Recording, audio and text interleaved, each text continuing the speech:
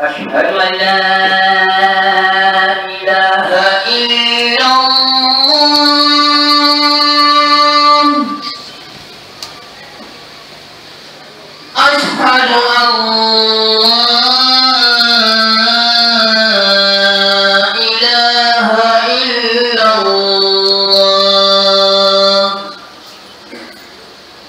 أشهد أن محمد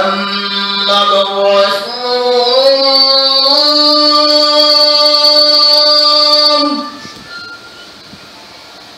أشهد أن محمد رسول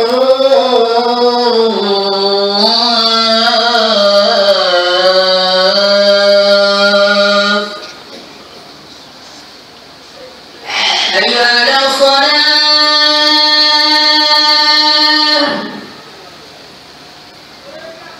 حي على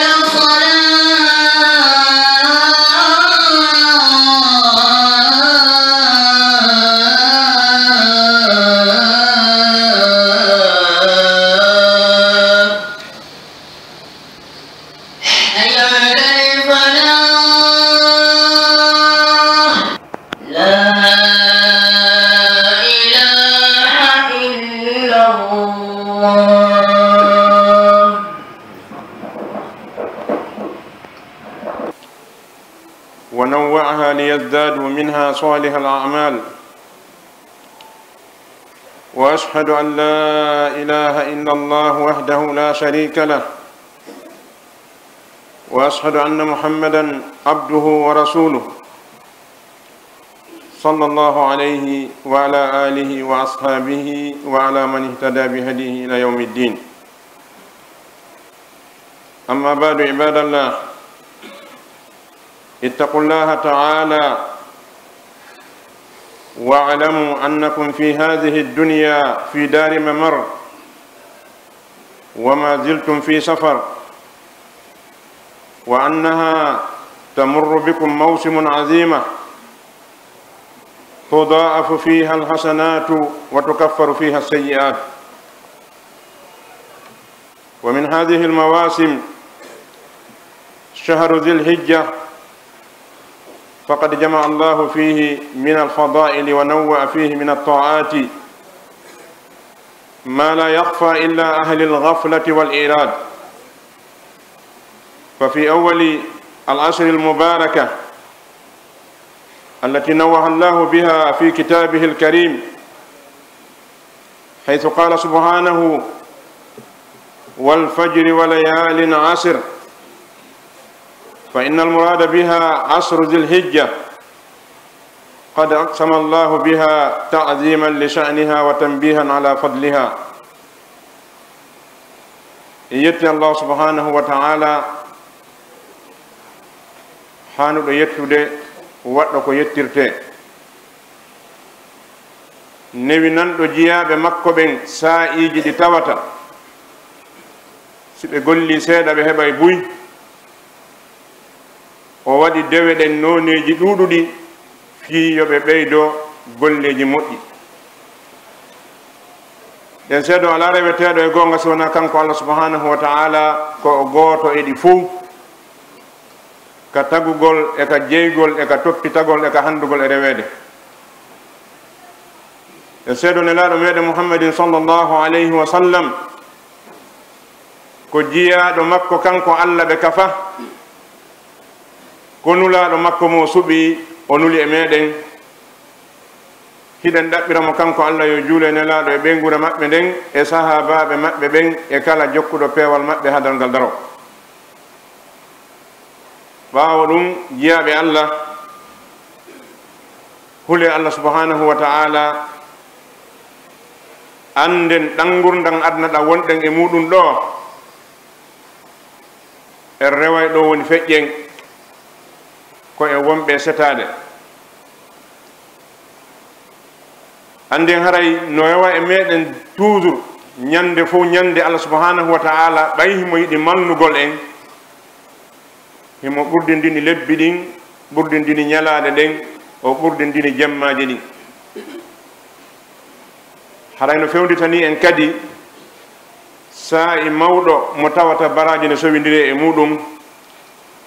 bakkatu yaafe haray ko woni oɗo sa'i mawɗo fewnditaniɗo en fewndo ɗo sa'i mo Allah subhanahu wa ta'ala mawnini fi muɗum ko ndu lewru donkindu wonɗen e nder muɗum Allah subhanahu wa ta'ala moɓidiri e nder nduɗo lewru immorde ɓure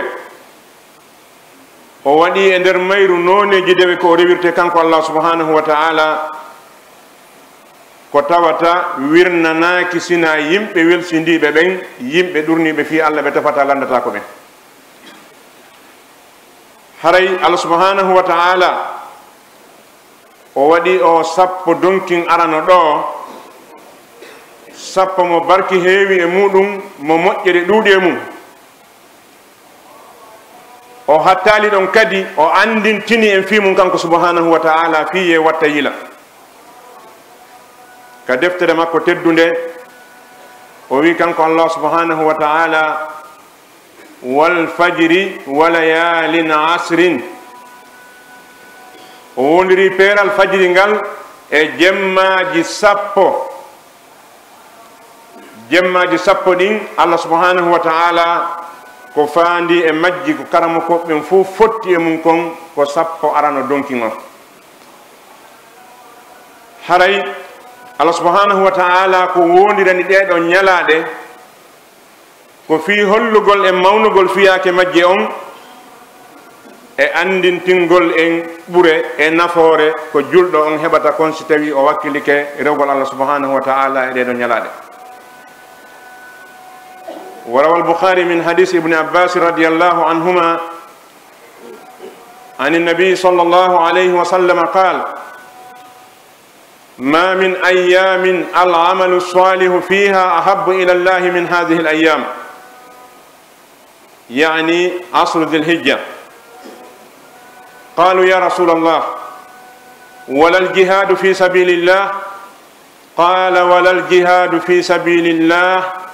إلا رجلا خرج بنفسه وماله ثم لم يرجع بشيء من ذلك Imam Bukhari rahimahullahu mo filli ka deftere makko konguɗi ɗi eggani en ɗum Abdullah ibn Abbas radiyallahu anhuma o ittiɗi e nelaɗo sallallahu alayhi wa sallam o wi kanko Abdullah ibn Abbas wonde nelaɗo no maaki sallallahu alayhi wa sallam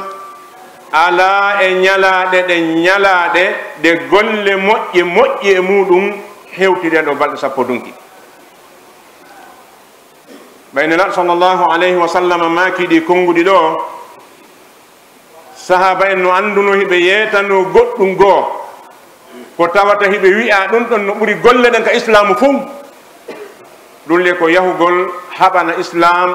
hiwa islamu on howa islamu on ɗum addi yoɓe landito nelaɗo sallllahu alayhi wa sallam ko ɓay o wi'ino ɓe ɗum ɗon no ɓuri golleji ɗin fuu yiltike ɓe maaki e ngal ɗo wondema gollugol dewal e nder ɗe balɗe sappo donkin ɗo no ɓurani Allah subhanahu wa ta'ala golleji ɗin fuu ɗum waɗi ɓe landiti nelaɗo sallllahu alayhi wa sallam e haysi neɗɗo on haɓoyi fi Allah nelaɗo maaki haysi neɗɗo on haɓoyi fi Allah sina neɗɗo gooto ƴettuɗo jawdi mum ndin hara accali hay hunde naɓɓinde dépense fof fi hiwgol islam yirti kadi o jokkintini wonki makko kin kadi luttoyi toon oɗo tun heɓata joddi wako heɓata kon horuɗo ñallal e ɗeɗo balɗe sappo ma jangi qur'ana ma janti Allah ma juuli julɗe ɗe tawata wona sincaɗe bakka ka islam idan oɗo mako nelaɗo sallllahu alayhi wa sallam ɓanginani en wondema ɗe ñalaɗe ɗe wonɗen e muɗum ɗo ƴettude hande ma ƴettude hanki ɓuri sellude kon ƴettude hande haray ko ñalaɗe mawɗe ka Allah subhanahu wa ta'ala ñalaɗe ɗe Allah mawnini haray Allah subhanahu wa ta'ala o yamiri en piiji buyɗi watten e nder ɗeɗo balɗe wa min dhalika صيام هذه الأيام ما عدا اليوم الآخر وهو يوم النهر نجيا سنة نلا صلى الله عليه وسلم متوي أنجل دون هدا هاني إتا دي واوا إمبرتاك ما أم ساهبا لفو هبا سيدا هورو غول دي دو نيالا دي جيني ko alda e nyande sappo on de tawno de nyande ko nyande julde horataki haray horugol neddo on de do nyalaade no wondani mo e baraji heewdi sabu nala sallallahu alaihi wasallam ko maaki kon golleji din foko burani alla ko nder de do balde wa mimma suriya fi hadhihi al ayyam al iktharu min dhikrillah wala siyamma at takbira قال الله تعالى ويذكر اسم الله في أيام معلومات وهي أيام العشر عند الجمهور فيستحب في هذه العشر المباركة الإكثار من التهليل والتكبير والتحميد وأن يجهر بذلك في الأسواق وفي صحيح البخاري أن ابن عمر وأبو هريرة كانا يخرجان إلى السوق فيكبران ويكبر الناس بتكبيرهما haray no jeeya ko Allah subhanahu wa ta'ala sar inan e wadugol e nder do nyalaade hebbingol jantagol Allah subhanahu wa ta'ala jantagol Allah ko woni hoore mudum ko jangugol alquran sabu tabiti immorde nala sallallahu alayhi wa sallam be maki afdalu dhikri qira'atul quran ko buri mawnude e ko net ala Allah jantorte kon fu ko jangugol quran idan hebbingol jangugol qur'an e nder do balde hebbingol jantagol Allah subhanahu wa ta'ala e jantoreji ardinin ka sariya wala di kadi e none majji on ko alda e happugol ko islamu happali ma kerugol ko islamu kerali hebbingol sintirgol hebbina yettugol Allah e habbirgol dum do no jeeya e dewe de yamira den wadugol e nder do nyalaade fi hondum sabu beedo sahaba be nela sallallahu alayhi wa sallam dido jangube jungo nelaado hunji be wadi ande mabbe den e faale mabbe den e tinnare mabbe den fu fi nangol maako jinala di mandi to hunjo Abdullah ibn Umar radiyallahu anhuma e Abi Hurairah radiyallahu anhu beedo dido baawo nela sallallahu alayhi wa sallam feƴƴi side balde sappo do naatino be immotono kambe dido be jokkondira be naata ka marseji haray be Allahu akbar la ilaha illa Allah Allahu akbar walillahi alhamd be ewno dum be feññina yimbe be ka marse kadi nyemba be wowla hono ko be woni e wolude kon ko filli dum ko Imam Bukhari ka deftere makko sellunde harayno hanamma an neddo juldo on andugol dan do ngurdan da wonda e mudum ko dabbere arda dabbugol adnama on summa dabbugol lakarama on idan si tawi woni fewndo do fewndike andu kadi ko fewndo ne tawata Allah subhanahu wa ta'ala no mawnini no hani ya tinno rewa Allah wakkiloda wada dewe yamirade den wana dewe godde go sar'ina de do nyalade de alano ko dewe woduno de den ko de watte den andi dewe buyno wodi de tawade de welsini mudum no jeeya e majje jantagol Allah no jeeya e majje juulugol en Allah sallallahu alayhi wa sallam no jeeya e majje toppitagol yimbe maapibe be yurmina be bannita be wallitobe no jeeya e majje yurmondirgal hakkundeji meden no jeeya e majje jangugol alquran e horugol dido foko dewe de tawata de keraka hida waawi wadde de haka taga ma o woni don innaka ko sappo watte ma ko noga ma ko capantati idan haray si wi aman ko tereti neddo no hani tinnade ko tinnagol wada ko accuno ala e wadde kon wana tinnagol wada ko wattake dey idan haray neddo juldo no hani weltade si Allah subhanahu wa ta'ala wurni mo ha o saydo kadi tawimo yo eto heba ko tawya jango makko on sabu do ko arden ko dabbugol yaha wana dabbugol lutta do أقول قولي هذا وأستغفر لكم فاستغفروه إنه هو الغفور الرحيم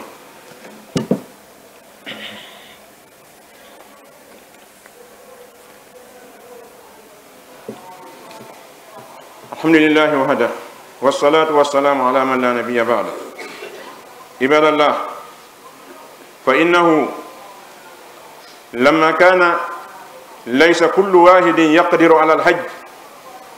جعل موسم العصر مشتركا بين الحجاج وغيرهم، فمن لم يقدر على الحج فإنه يقدر على أن يعمل في العصر عملا يفضل على الجهاد. يتي الله سبحانه وتعالى أو متوي سيتي مو بيدي سيدل نيمو كوي كون دولم بمو بين مرني بلتي الدندو ينتروم يجول لنا صلى الله عليه وسلم ابن غول مابbe den sahaba mabbe ben hisnabe jaabe alla anden haray o do sappo sakkitido ko do tugalal jowabangal e tugal islamu den jowi tottete do woni gal do tugalal hajju ko sa e maggal onni nde wonno non Allah subhanahu wa ta'ala ko yaajudo yurmende mo onuli e meden on ko nuli mako fiye e malu himo andi ko honɗum o heɓɓe waɗande ko ha honto okkorta en tawi himo andi kanko subhanahu wa ta'ala wana fow o newnanta yahugol hajjugol fewdo oɗo saayi wana fow heɓata nde moƴƴere wonde ton idan ɓeɓe yahali heɓugol ɗum ɗon kadi haraɓe mara haqqi heɓugol hay hunde Allah subhanahu wa ta'ala o toñata jiyaɓe makko ɓen ko ɗum waɗi o sar'ini e oɗo saayi golleji ɗi tawata si a golli ammo yahali hajju on kadi a heɓe baraji hayso ittatama farilla hajju e hoore maɗa kono no ton golleji tawɗa wawi gollude heɓa baraji hono ko yaaɗo hajju heeɓi ittata noon wonde hajjonji farli e hoore maɗa kono noon a heɓa baraji ɗi tawata ɗi yahuɗo ton golli no haniri noon si a waɗi ko wiyeɗa kono no haniri noon anga heɓa ɗin ɗon baraji idan ɗum ɗo ko yurmede Allah hollugol nunɗal makko ngal wonandemo okkori e mo ɗawi hollugol wondema Allah subhanahu wa ta'ala nulali Muhammad e meɗen sina fi yen heɓu malore lutti sen jaɓa jokkemo e sen saloto idan haray oɗo sa'i hajju ko sa'i kafaɗo hakkunde yahuɓe hajju ɓen eɓe yahali ɓen mo hattanali yahugol hajju o waɗa ton waɗa dewal hajju ngal haray himo hattani wongol ka o woni wo e nder adna on o golla golleji moƴƴi immorde e horugol e janggol Qur'an e jantagol inde Allah e ittugol sadaka e noneji dewe heddiɗi goɗɗi goɗi wona ɗiɗo tawa sabu waɗugol makko ɗin ɗon o heɓay baraji wono yahuɗo haɓoy fi Allah subhanahu wa ta'ala konko tawata ko ɗum woni zurwatu sanamil islam wonanaɗo make noon sallllahu alayhi wa sallam wa fi hadha al asri yawmu arafa alladhi huwa afdalu al ayyam روى ابن هبان في صحيحه من حديث جابر عن النبي صلى الله عليه وسلم قال أفضل الأيام يوم عرفة وورد أن صومه يكفر الله به السنة الماضية والباقية والمراد بذلك تكفير صغائر الذنوب فقد روى أبو قتادة رضي الله عنه قال سئل رسول الله صلى الله عليه وسلم عن صوم يوم عرفة فقال يكفر السنة الماضية والباقية رواه مسلم haray no jeeya e ɓural mo oɗo sappo jogi ko tawata ñalaɗe heddiɗe mara lebbi heddiɗi mara nde tawno ñalande wi'ete nden arafa ñande hajjiyankoɓe daroyto arafa ko nder o sappo ɗo woni nde ɗo ñalande arafa ko ɓurde moƴƴude e ñalaɗe ɗin fuu sabu ko nelaɗo sallllahu alayhi wa sallam maaki ɗum se wi ɓuri moƴƴude e ñalaɗe ɗen e wi'ali ɓuri moƴƴude e jemmaji ɗin sabu woɓɓe nde ɓe nana ma nde ɓe fiino ɓe ukkidira piiji ɗin ɗum itta wonde laylatul qadri no ɓuri jemmaji ɗin fof moƴƴude par ce que na jemma wonde wolde fimo ko fi ñalle idan ñalle ɗen fof ko ɓuri moƴƴude ko ñande arafa sabu ma ko nelaɗo sallllahu alayhi wa sallam mo ibnu hibban addi ka deftere makko e hadisi jabir mo itte nelaɗo sallllahu alayhi wa sallam nelaɗo maaki ñalaɗe ɗen fof ko ɓuri moƴƴude ko ñande arafa haray ari wondema hawrugol nde ñalande arafa Allah subhanahu wa ta'ala no montira sabu montana neɗɗo on sabu ko hoorinde kon hitande makko feƴƴude nden e hitande makko arore nde Qatada o fillike kanko kadi o itti toujours e Jabir o wi wonde nelaɗo sallllahu alayhi wa sallam ɓe maaki e si tawi ɓayɓe landama fi horugol arafa ko honɗum woni fiyake ɗum nelaɗo maaki Allah subhanahu wa ta'ala no montirana neɗɗo sabu horugol ñande arafa darete nden hitande makko feƴƴunde nden e hitande makko arayne nden. Idan kalamo ko ɓe wi ko faanda montugol ngol ɗo ko bakkatuji tosoki ɗin wona jani ɗin, sabu konngol Allah subhanahu wa ta'ala ka wi wa in tajtanibu kaba'ira ma tunhawna anhu nukaffir ankum sayyi'atikum. son acci bakkatuji jani ko haɗa ɗon kon beere e zina, wargol e wujjugol, kansugol e jattugol, toñugol e wargol, son acci siga ɗi Allah subhanahu wa ta'ala montanay on bakkatuji mon tosoki ɗin. ko gite ma yanta e mum tawana e anniye ma ittade hen, ko nuru ma nanta tawa wana e anniye ma yeltadu e muɗum, ko faljata wowla tawa anniyaki, ko naɓata jungo ma e mum tawa an fandaki bonnugol wona bonnere. ɗi wete bakkatuji tosoki. Allah subhanahu wa ta'ala montana neɗɗo on ɗiɗo si tawi o hori nde ɗo ñalande, o montana mo hitande feƴƴunde nden e hitande wonde ardande kadi. haray nde ɗo ñalande ko ñalande mawde, ñalande tawta bakkatu no yaafe e muɗum. Allah subhanahu wa ta'ala no rinɗina e mayre jiyaɓe makko ɓen e natugol yiide. ari toujours ka Ibnu Hibban ka deftere makko, hadis Jabir o ittanilaɗo sallllahu alayhi wa sallam قال ما من أيام أفضل عند الله من يوم عرفة ينزل الله إلى السماء الدنيا فيباهي بأهل الأرض أهل السماء فيقول انظروا إلى عبادي صعصا غبرا هاجين جاءوا من كل فج عميق يرجون رحمتي ولم يروا عذابي فلم يرى أكثر عتيقا من النار من يوم عرفة. هري وي وندنا لا صلى الله عليه وسلم ɓuri moƴƴude ñalaɗe ɗen fof ko ñande arafa darete. ɓe maki nde ñande seede ñalade nden no moƴƴi nde mawni. Allah subhanahu wa ta'ala si juulo e hajjo ɓe darike arafa, Allah tippoto ha ka kammu adna, tippagol ngol tawata no hawnodiri e mangu makko ngun, tippagol ngol tawi fennatagol sina neɗɗo mo gomɗina Muhammad, tippagol ngol tawi nelaɗo wiyatagol waɗatawagol watta, tippagol ngol tawi ko Allah andi ko honno tipporta, ɓay ko kanko tippoto, nelaɗo ko maki ɓe tippoto, enal ko honno ɓe tipporta. goɗɗo kadi landanoki nelaɗo sallllahu alayhi wa sallam ko honno tipporta. idan sa landike ɗum an hande omo landade ko andi ko ɗum ɗona landade. nelaɗo sallllahu alayhi wa sallam ɓe maki subhanahu wa ta'ala o tippoto ha ka kammu adna, o mantorana ɓe ka kammu yimɓe wonɓe ɓen ka leydi, yani dari ɓe arafa ɓen. o wiya ndaare ɓe jiyaɓe an, ɓe no ari koye maɓɓe no sanfiti, ɓe no waɗi nduggu, hiɓe iwi kala ka woɗɗi, hiɓe ari ɗo ko diɓe ɗo hay sina hunde addaɓe sina ɗaɓɓol yumede an nden, ɓe anda lette an nden. ɓe maki kamɓe nelaɗo sallllahu alayhi wa sallam ñalande yi'aka nde Allah heewi rinɗinde yimɓe ɓen danda ɓe natugol yiite, hewti ñalande arafa. imam Malik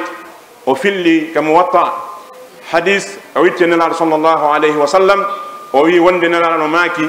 seytane yi'aka ha hande ñalande nde o hori o maapi o suni hewti ñande arafa. ɓe wi fi honɗum noon soñjatamo nde ñande, honɗum tampintamo o ɓitto koko yiyata kon ko Allah heewi yakanade yimɓe ɓen ko nde ñande. himo andi o yanguinoke o wolni yimɓe ko wolatake, o yanguinoke e nder hitande o jentini yimɓe ko jentatake, o yanguinoke wanni yimɓe piiji ɗi wattake. ɓe yaha nde ñande subhanahu wa ta'ala e yajugol yurmede mum nden o monta konko setane yanguino hitande fof wona meere, ɗum soñjatamo. ɓe maki kamɓe nelaɗo sallllahu alayhi wa sallam o yiyaka kanko setane ñande o hori o ɓitti o tampi hewti nde ñalande arafa. haray ñande arafa nde ko ñalande mawde nde ko woni ko e nder oɗo sappo arano e o nduɗo leru donkin, ɗum no jeeya e ko jonni sappo on mangu. haray no hananma an neɗɗo julɗo on sa heɓali horugol jeetati um fuu kono etto kan ñande arafa darete nden hoora. ɗum le haray wona ñande jeenayi lewru ndun ko kontata kon, ko ñande nde tawi nden yahuɓe hajjuɓe no dari arafa. si tawi ko jeenayi meɗen awa, si ko sappo meɗen awa, si tawi ko jeetati meɗen awa, yo taw ko ñande nde ɓe dari toon nden, sabu ko leere tati woni hakkude meɗen, ndehi ɓe dari toon ñalorma haɗa ko bimbi woni ka meɗen ga. idan haray horgol ma nde ɗo ñalande no wondi e baraji molanaɗi, hana weltindade ɗum sina neɗɗo mo ɗaɓɓata aljanna. wa fi hadha ash-shahr al-mubarak يوم النهر الذي هو يوم الحج الأكبر يكمل المسلمون حجهم الذي هو الركن الخامس من أركان الإسلام وشرع لنا فيه ذبح القرابين من حدي وأضاح. haray ko nder oɗo sappo Allah subhanahu wa ta'ala waɗi nde ɗo ñalande wiyetende yawmul nahar, yawmul hajji al akbar, ñande hajju mawɗo on ni Allah subhanahu wa ta'ala wi ñalande nden. nde ɗo woni ñalande nde Allah subhanahu wa ta'ala waɗi yo julɓe ɓe welto nden ñande sabu ko hajju ngun timmuno ɓaawo nde ɓe weltino ɓaawo ko korka kan timmi islamu ko mari ko juldeje ɗiɗi pet juldere weltorde nden ay suumaye timminama e juldere weltoten nden ɓaawo hajju ngun timmi idan nde ɗo ñalande ko ñalande mawde Allah subhanahu wa ta'ala wiinde ko yawmul hajjil akbar ko ñande hajju mawɗo on ni ko nden ñande hajji yankoɓen timminta tugal islamu ɗen e tugal al islamu joɓal ngal tawi ko ngal hajju harayno sar'inana e nden ñande kadi hirsugol neldareji ɗi wonande yaaɓe toon ɓen e waɗugol layyaji wonande men enen wonɓe gaaɓen al udhiya lamma su'ila anha sallallahu alayhi wa sallam qala sunnatu abikum ibrahim qalu ma lana minha qala bikulli sha'ratin hasana qalu fassuuf qala bikulli sha'ratin min as-suufi hasana qala ta'ala fakulu minha wa at'imu al-qani wal mu'tar kadhalika sakharnaha lakum la'allakum tashkurun lan yanala allaha luhumuha wala dima'uha walakin yanaluhu at-taqwa minkum oɗo layya mo tawi sar'inanama e waɗugol e ndeɗo ñalande harayno han taskoɗen moƴƴa Allah subhanahu wa ta'ala dewe mawɗe ɗen fuu himo timminide sadaka ndaren julde nden o sendal nde ko wi ko alladina yuqimuna as-salata wa mimma razaqnahum yunfiqun korka kan ɓaawde ka timmi o yamiri en ittugol muɗo ñammina miskimɓe ɓen hajju ngu kadi nde timmi o yamiri kanko subhanahu wa ta'ala ittugol oɗo layya ko sadaka idan haray Allah subhanahu wa ta'ala yamiri en waɗugol oɗo layya nde ɗo ñalande nela sallallahu alayhi wa sallam ɓayɓe landama ko honɗum woni o layyaji kadi yangol e dammi hirsa waɗi rani ko honɗum woni ɗum kadi nelaɗo maki ɗum ko laawol baba en mo wiyetoɗo ibrahima on ko kanko fuɗɗuno ɗum kanko acci ɗum ka hawre leydi ɗo ko diina makko kanni jokke ɗum ɓe wi e nelaɗo so min waɗi ɗum kon ɗum min mari e ɗum yalli ɗum na halkugol dammi amen ɗin tum nelaɗo maki wona ɗum ɓe maki leeɓol kala cukalol kala e dammol kol hiɗa mari moƴƴere wotere yani si dammol kol no mari cukuli wulure ka hoore hiɗa mari baraji wulure sinno mari million cukalol hiɗa mari baraji wulure million si a anda ko jelu a anda ko bara jelu marɗa e layya ma o